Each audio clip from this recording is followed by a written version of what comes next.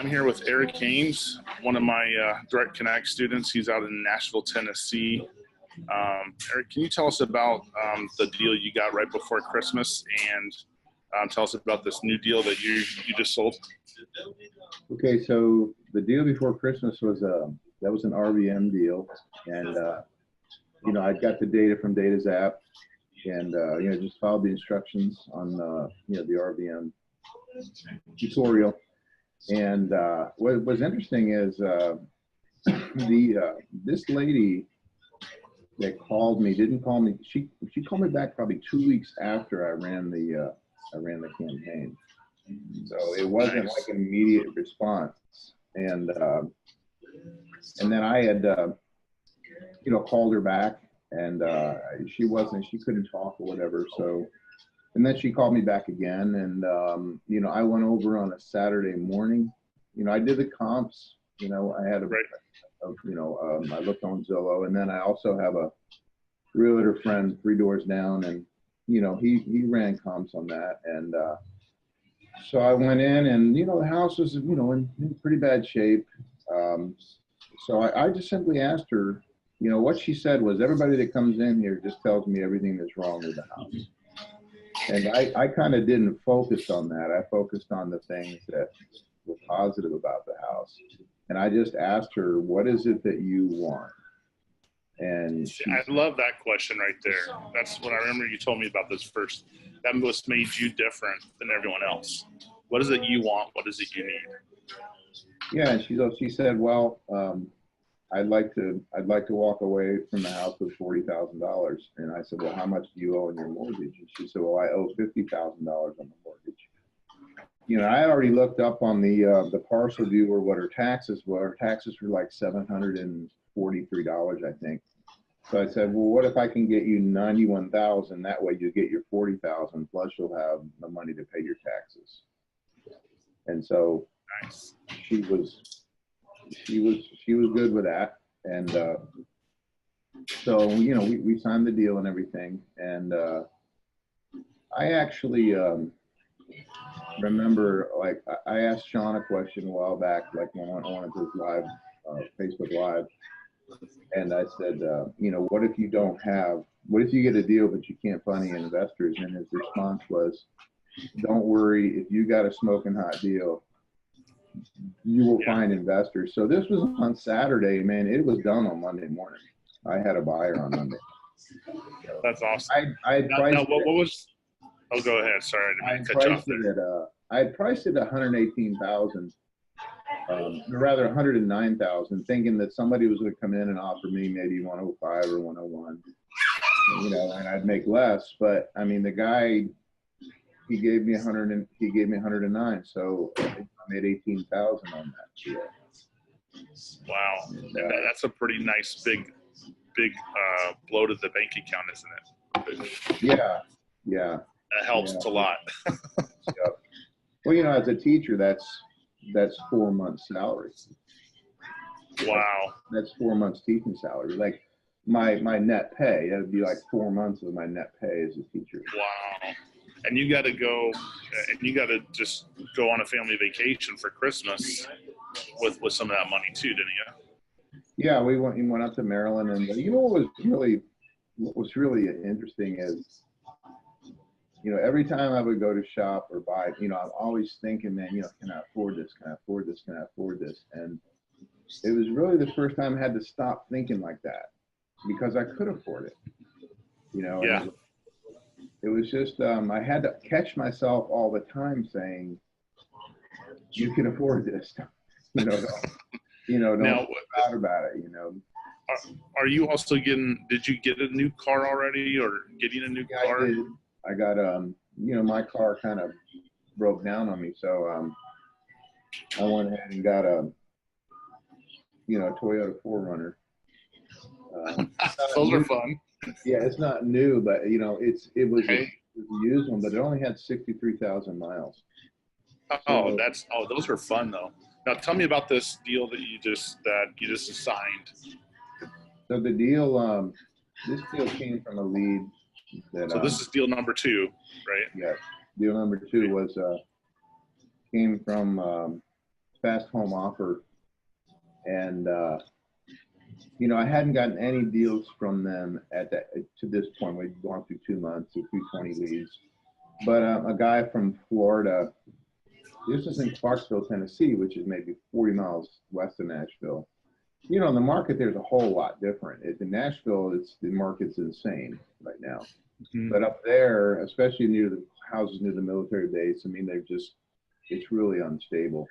But this was downtown, about a mile from Austin Peay University, and this guy, his family was from Clarksville, but he lived in Florida.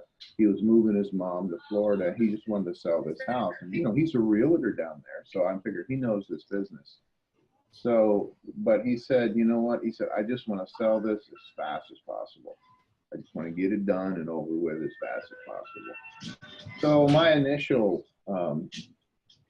my pricing, you know, I told him, I said, the Clarksville market's just, I mean, it has to be a great deal for people to take it up there, because it's just not. It's just that's like, right on the border of Tennessee and Kentucky, right? Correct. Yeah, right across from Fort Campbell, Kentucky.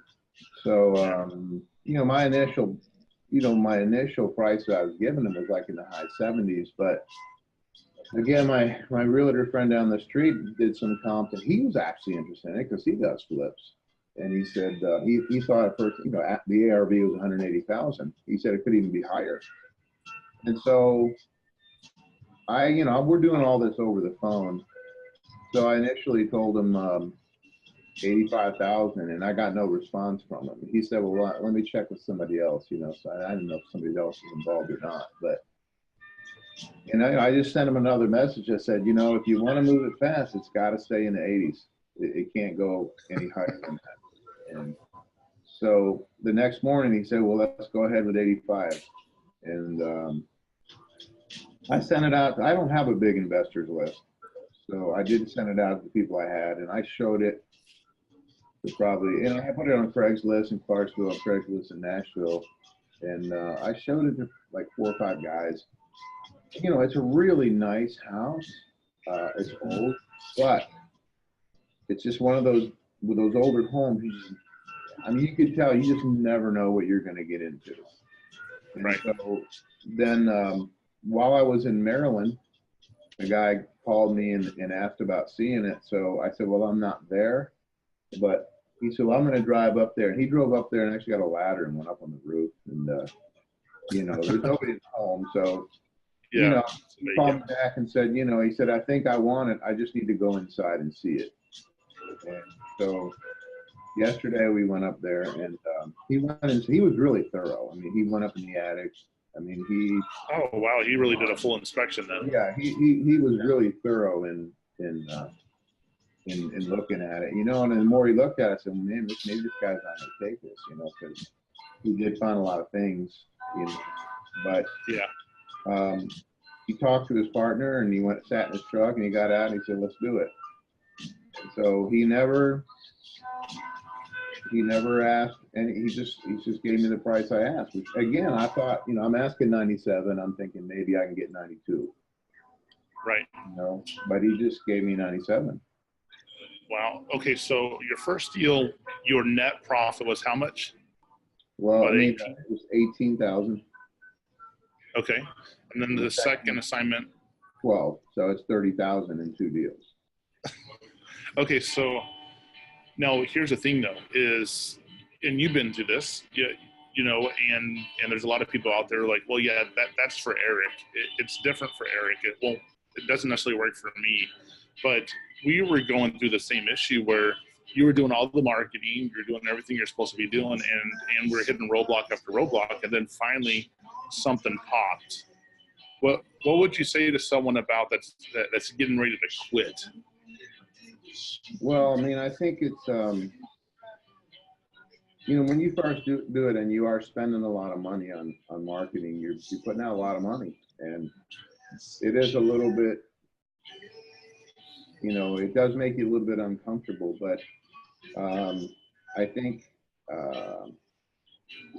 after the first deal, you begin to realize that it is a matter of numbers.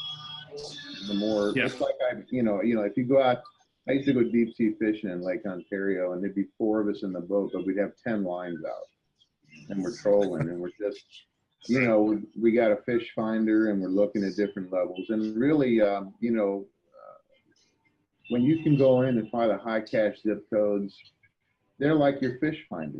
These are where most of the fish are, in these zip codes. So we go fishing in these zip codes here, and see what happens. And but I think, you know, like yesterday. Great analogy. That's a great analogy. Yeah, you know, yesterday when I got the check, the earnest money, I just rode down the road to the title company, and all I was thinking about was the next deal. I wasn't really thinking about the $12,000 I just made. Yeah, it's at a certain point, it's nice to, it's like you don't even, for me at least, and I think you're starting to jump into the same route, it's you got to keep the machine going, and it's nice. You'll get little pops and you'll get some big pops. You know, it's just like fishing, right? You'll get some big fish and some little fish sometimes. Yeah, you know, and I do have some little fish out there that I'm, you know, I might, you know, sign a couple things today with people. But, you know, Darren Hardy in his book, The Compound Effect, he talks about a business as being like this big locomotive. And, you know, when a locomotive starts, it's chugging, it's chugging, it's chugging. It's not even moving. All of a sudden you start to see that wheel move a little, and it moves a little, and you just get it going little by little. All of a sudden it's rolling. But the thing about it is, once it's rolling, the train may hit some things in the track, but it just rolls right on over. It takes a lot to stop the train once it's rolling. And so I'm just thinking to myself, I got to get the train rolling so that no matter what I hit, no matter what roadblocks I come into, it's just going to keep rolling. You know, because there's going to be setbacks. There's going to be times when you go a while, but if it's rolling, all of a sudden you're going to run back into deals again. But what do you say to the person? What do you say to the person that's like on the verge of throwing in the towel? The deals are out there. I would say the deals are out there. You just can't get discouraged. I know it's easy to say that. And, you know, I've quit a lot of things in my life. I've started a lot of businesses and ended up quitting them. But I think I would say, you know, this thing is simply, it's a system. Like you think of Nick Saban in Alabama. It's just a process. Everything's a process, and you just work the process, and things just fall into place, you know. And so everything, if you know, I'm starting to develop a process when every Sunday I'm setting up my marketing for the week. And then I'm just answering my calls every day, and if I get appointments, then I'm going on appointments. It is difficult juggling it all. You have to have answer the phone 7 days a week. You know, you got to answer every call that comes in. And so. What a concept! Like answer the phone and talk to people. Yeah, I mean, you know, I'm actually realizing that I really enjoy talking to people. I talk to people more than ever. I talk to everybody I see now, and you know. Well, like I told you, I think your personality is the type where people just like you and trust you pretty easy. This kind of comes natural. Well, I think people do. I just kind of try to come across as like, I'm trying to help you accomplish what you're doing here, what you want here. I'm just trying to help you. I was just talking to someone yesterday, and they were kind of like getting stuck too. And that's one of the things I brought up was I used the word altruism, which is looking out for the welfare of others, figuring out how you can serve the person that's right in front of you. You may not be able to help them on the deal, but maybe you can help them with a referral for a moving company, or help them with a realtor referral or something, you know. But we're always going. I like to think of an idea of how can I serve the person in front of me, and it seems like that you have that same type of servant's heart to help people. Yeah, I mean, there's actually somebody coming to see that house yesterday at noon. I had to call him and say, "Hey, Colin, I don't have it anymore." And but him and his wife are trying to get in, they're trying to buy rental properties, and they asked me all this advice, and I talked to them for about 15 minutes. I gave them all these things they could go check out to get information. Nice. And just I told them anything I got, like that came into my inbox that were properties for, you know, that I have people that send me things all the time, you know, rental properties for sale. I said I would just forward them to you, and you can check them out. And so, I mean, So really, 30 grand in two deals. That's an average of 15 a pop. I think that's a good average, and I don't think that's out of the ordinary for people. But if you're doing this consistently, let's say you're hitting, even if it's just 15,000 a month, one deal a month. yeah. How does that help change your family? Well, I mean, it would. I would like to walk away from teaching, because it's just not. It's a different world than it used to be. It kind of worries me because you can't challenge kids anymore. Because it's like people that go into business. You have to have something inside that drives you, and you can't quit. And it's just the way education now has become this spoon-fed little stuff, and nobody can fail. It's a disaster if somebody fails. Well, I try to tell them, you learn from failure. I mean, you learn from all these things. But I love to, perfect advice. Yeah, I mean, that's it. I think we forget that. That's how we learned how to ride a bike. That's how we learned how to walk. That's how we learned to drive a stick shift car. We don't succeed the first time always. No, I mean, failure is an excellent teacher. So, I mean, nobody wants to fail, but, we are talking about, fail forward. And yes. Not being afraid. Yeah, we say fail forward, fail fast, because that means we'll learn faster and we'll learn. What do you feel like one of the biggest takeaways or benefits is of having a coach or a mentor to help you? Well, I think for number one would be, encouragement and direction, because when you go in, you are spending a lot of money on marketing, and and the investment in the coach is a lot of money. But there have been times when I've gotten to Monday and been pretty discouraged, and then we met on Tuesday, and I felt a whole lot better. I felt energized, after our meeting on Tuesday, and to get out there and just keep working the system and moving. It does my heart good to see you succeed and to see you still. I think you're at the very beginning of the momentum stage of that locomotive. I feel like it's not even the full speed yet. And I think whenever we get to full speed, it's going to be amazing. It's still chugging. I mean, I'm still, I realize I got to be able to make more offers. I have to get more leads to make more offers is what I need. I'm not making enough offers, and I'm not generating enough. One thing I still haven't figured out is being here in Tennessee, where you can't get access to pre-foreclosures. I'm still trying to find that avenue to distress sellers. Same thing with the tax probate list. It's just different the way they do it here. So you often can't get access to it. But, trying to find distressed sellers and things like that has been a little bit more difficult. But, I think, again, just being able to meet, and, you got a million questions. There's a million questions that come up. Yeah. And so just being able to meet, and then also being able to, talk to you via Voxer during the week, has helped a lot.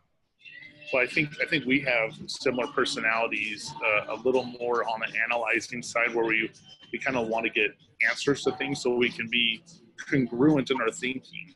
And whenever we go in front and talk to someone, and I'm like that too. I want to know what's the next step, or how do I fill out this contract, and what do I do next, and what do I say to the seller whenever waiting to close. And I think you've handled all the instruction very smoothly, and I think I really do see the locomotive. I mean, you're not full speed yet, so it's going to be freaking amazing whenever this is full speed, and you're doing a teacher salary every month.